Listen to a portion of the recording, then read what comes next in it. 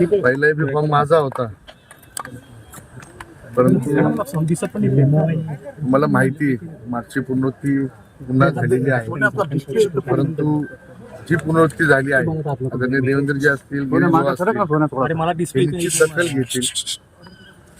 जे काही झालं ते चुकीचंच झालं. चोरून एबी फॉर्म भरायचे, परंतु मला पण आता टिप्पणी करायची नाही. योग्य वेळी योग्य निर्णय घेईल, पक्षश्रेष्ठी सांगतील त्या हिशोबाने पुढे चालेल. परंतु एकच एवढं मी आवाहन करतो का मी कुठल्याही मला त्या राजकारणीचा पोरगा नाही का कोणाचा नातू नाही का पंतू नाही, काही नाही. मी एक सर्वसाधारण कुटुंबातला पोरगा होतो. पक्षाचं काम अतिशय जोमाने मी करत होतो. पक्षाने माझ्यावर विश्वास ठेवला आणि त्या पक्षाने मला एबी फॉर्म सुद्धा दिला.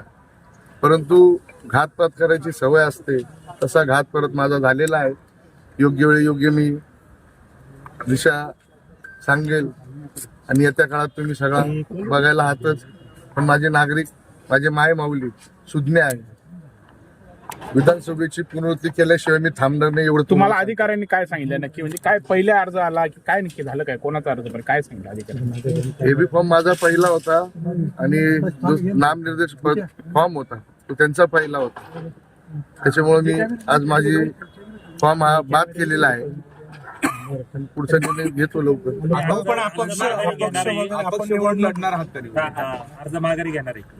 अर्ज माघारी त्याने होणार.